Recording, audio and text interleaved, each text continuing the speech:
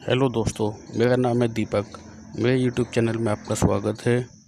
आपको one day portfolio का change दिखाने वाला हूँ। आज डेट है 18 जुलाई 2026।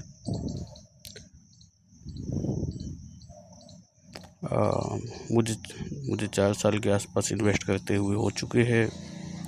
मार्केट जब ऑल टाइम हाई थी तो मैंने कुछ निजी खर्चों के लिए पैसा विड्रॉल कर लिया था, लेकिन उसके बाद मैंने कंटिन्यू मंथली इन्वेस्टमेंट किया, जो आज पोर्टफोलियो की वैल्यू 9 लाख के आसपास है। एसिड स्प्लिट देख लेते हैं। इक्विटी में मेरा 95% के आसपास एलोकेशन है। डेट में 5% के आसपास एलोकेशन है। मार्केट कैप स्प्लिट देख लेते हैं।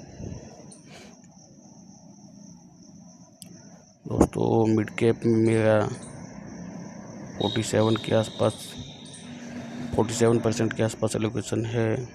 लार्ज कैप में 30% के आसपास एलोकेशन है और स्मॉल कैप में 22 के आसपास एलोकेशन है।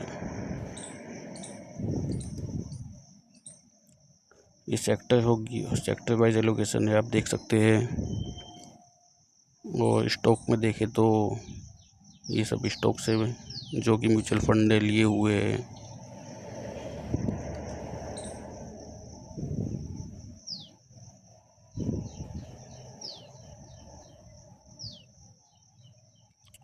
एक्टिव पैसिव देखें तो मेरे पास 5 एक्टिव फंड है और एक पैसिव फंड है।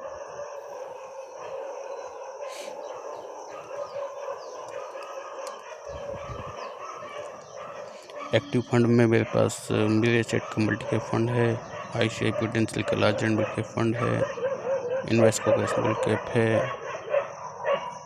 और एडलवाइज का मिड कैप है, बंधन का एग्रेसिव हाइब्रिड फंड है।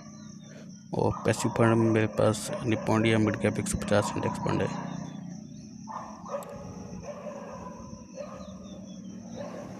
अब डे चेंजेस देख लेते हैं दोस्तों।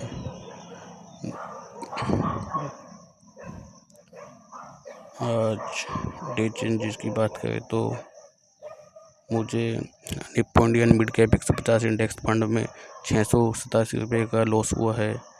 मेरे एसेट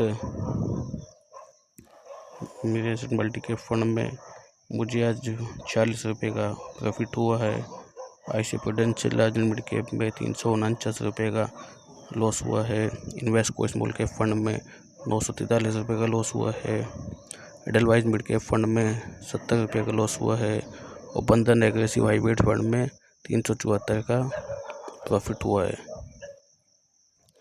इसलिए दोस्तों, आपको कुछ लो रिस्क वाले फंड भी अपने पोर्टफोलियो में ऐड करने चाहिए। अगर आप खाली मिड कैप स्मॉल कैप रखोगे तो लॉस के चांस ज़्यादा है। पोर्टफोलियो को हमेशा बैलेंस रखना चाहिए। टोटल XIR मेरा आज की डेट में 14% के आसपास है।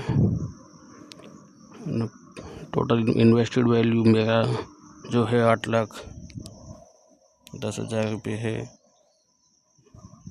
जो कि टोटल पोर्टफोलियो मेरा 9 लाख हो चुका था। अभी मार्केट गिरने के बाद 9 लाख से थोड़ा नीचे आ चुका है। वन डे चेंज की बात करें तो मुझे आज 1629 रुपये का लॉस हुआ है। टोटल रिटर्न बात करें तो मुझे अभी 89,635 का प्रॉफिट हुआ है।